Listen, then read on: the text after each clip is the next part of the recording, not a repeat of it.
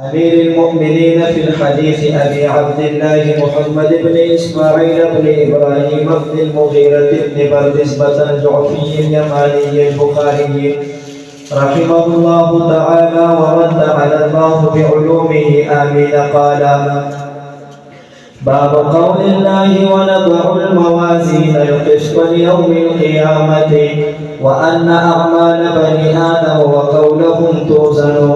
وقال مجاهد: القسطاس العدل بالرومية، ويقال القسط مصدر المقسط وهو العادل، وأما القاسط وهو الجائر.